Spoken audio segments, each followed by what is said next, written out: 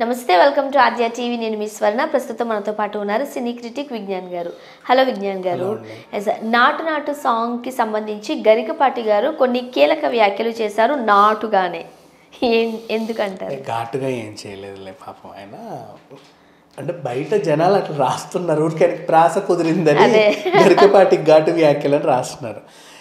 ఇంకొకటి, గరికపాటి ఇంతకుముందు పుష్పని కూడా ఏదో అన్నాడు, స్మగ్లర్ గిగ్లర్ అని. అప్పుడు కూడా అంటే యాజ్ ఏ సినీ క్రిటిక్గా ఇప్పుడు మన సినిమాలు మనం విమర్శించుకోవాలి, కానీ ఇంకొకరు అంటే మనకు మండుద్ది. సో వేరే వాళ్ళు ఎవరైనా సరే ఇండస్ట్రీ మనుషులు ఏమన్నా అంటే మనం వాళ్ళని తిడతాం, కానీ మనోళ్ళని మనం కూడా ఏదో సందర్భంలో ఏదో అనుకుంటాం. అంటే మనకి ఏంటంటే ఆ హక్కు మనకే ఉందని ఒక ఫీలింగ్ మనకి, మా వాళ్ళు మన ఇండస్ట్రీ అని. బయట వాళ్ళు తిడితే అసలు ఊరుకోం. అలా గరికపాటి గారిని 2-3 సందర్భాల్లో కూడా బాగా అన్నాము. చిరంజీవి గారి ఇష్యూలో కూడా ఆయన తప్పు ఉంది, అలా కూడా అన్నాము. సరే, ఏదేమైనప్పటికీ తప్పులు ఉన్నప్పుడు చెప్పుకున్నప్పుడు మంచి చేస్తే కూడా మాట్లాడుకోవాలిగా. అవును, అంత తప్పేముంది దాంట్లో. గరికపాటి గారు ఏమన్నారంటే, నాటు నాటు అనే పాట నేను ఎందుకు ఇది ఇలా ఆస్కార్ రేంజ్కి వెళ్ళింది అని చెప్పేసి విన్నాను. ఒకసారి విన్న తర్వాత ఏదెక్కడో స్ట్రక్ అయి నేను అరగంట పాటు అటు ఇటు వేసి దాన్ని వింటూనే ఉన్నాను. అప్పుడు అర్థమైంది నాకు చంద్రబోస్ గారి ఇది ఏంటంటే మనసు పెట్టి రాశాడు ఆయన పాట. మీరు గమనించారో లేదో దాంట్లో, అంటే మేబీ ఇంతకుముందు కూడా చంద్రబోస్ నాయుడు కూడా చెప్పలేదు మనకి, మేబీ చెప్పారేమో నాకైతే తెలియదు. మంచి విషయం ఉంది, అది గరికపాటి గారి వల్ల బయటకు వచ్చింది. నాటు నాటు పాటలో ఒక్క ఇంగ్లీష్ పదం కూడా వాడకుండా రాశాడు అని చెప్పాడు. ఇందులో వింతేముంది, ఇలా ఇంగ్లీష్ లేకుండా చాలా పాటలు వచ్చాయి కదా, దీనికే పెద్ద విషయం ఏముంది, అంత చెప్పుకోవాల్సిన అవసరం ఏముంది అని కూడా చాలామంది అంటారు. దానికి ఆన్సర్ ఏంటంటే,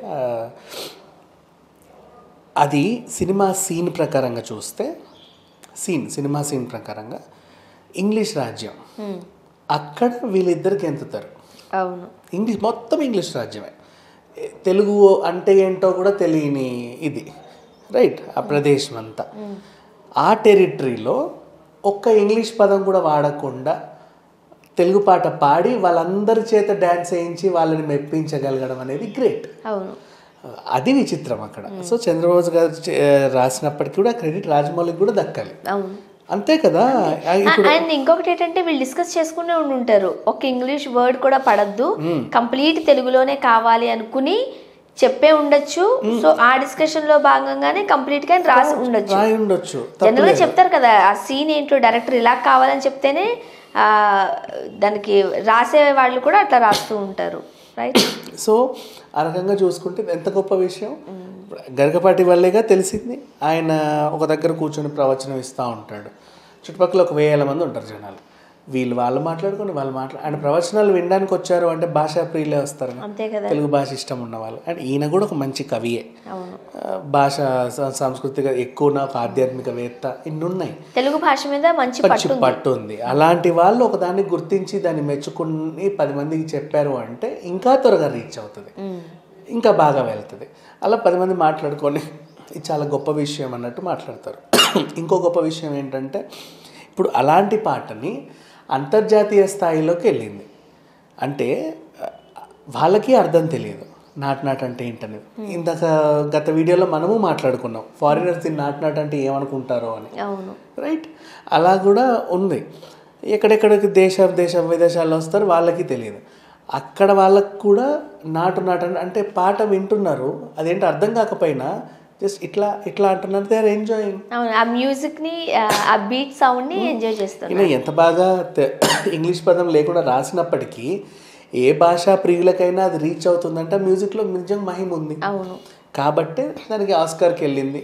సో నిజంగా ఆస్కార్ అర్హత నాటు నాటు పాటకి టెక్నికల్గా ఉంది. నాకు నచ్చిన అంశాలు ఏం చెప్పుకున్నామంటే, సినిమాకి ఎలాగో అవార్డు ఇవ్వడానికి లేదు, ఎందుకంటే దాంట్లో మిస్టేక్స్ ఉన్నాయని చెప్పాను, ఉన్నాయి.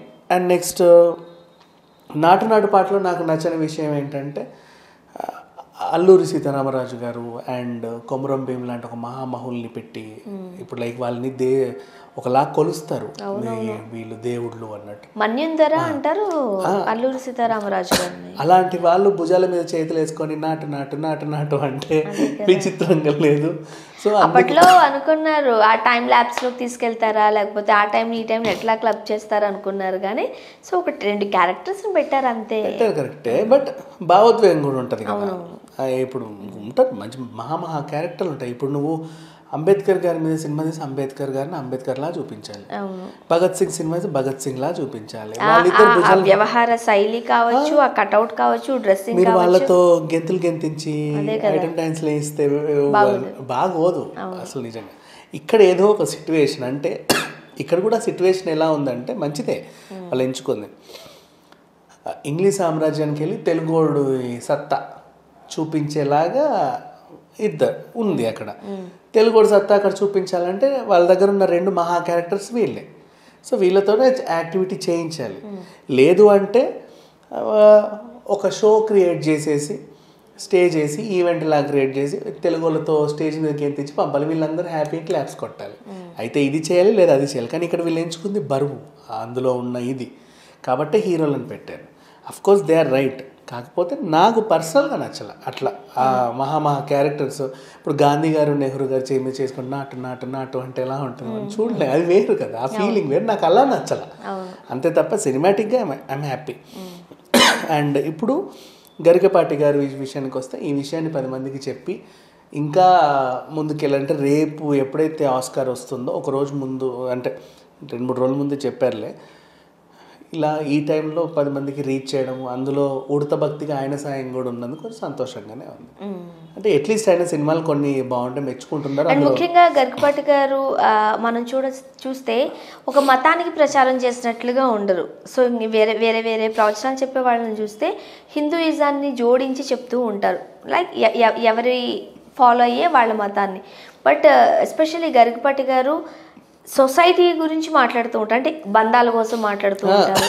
ఇంట్లో ఎలా ఉండాలి, ఆఫీస్ లో వైఫ్ ఎలా ఉండాలి, హస్బెండ్ ఎలా ఉండాలి, కొడుకు ఎలా ఉండాలి, రోడ్డు మీద ఆటో ఓడితో వెళ్తే నువ్వు ఎలా వెళ్ళాలి, క్యాబ్ ఓడితో వెళ్తే ఎలా వెళ్ళాలి, నీ ఇంటికి అడుక్కు తినేవాడు వస్తే వాడితో నువ్వు ఎలా ఉండాలి, పొద్దున చెత్త వేసేవాడు సిలిండర్ వేసేవాడు వస్తే వాడితో ఎలా ఉండాలి, పద్ధతిగా ఉండాలనే రకరకాల సందర్భాలు చెప్పుకుంటూ సొసైటీలో ఉన్న సిచ్యువేషన్స్ తీసుకుని ఆయన మాట్లాడడం చాలా సందర్భాల్లో చూసాం. అలాగే అతను 90%, ఒక 10% రైట్.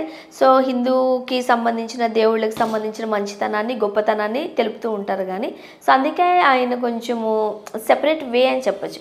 సో దట్స్ వే సినిమాల మీద స్పందిస్తూ ఉంటారు, రాజకీయాల మీద స్పందిస్తూ ఉంటారు.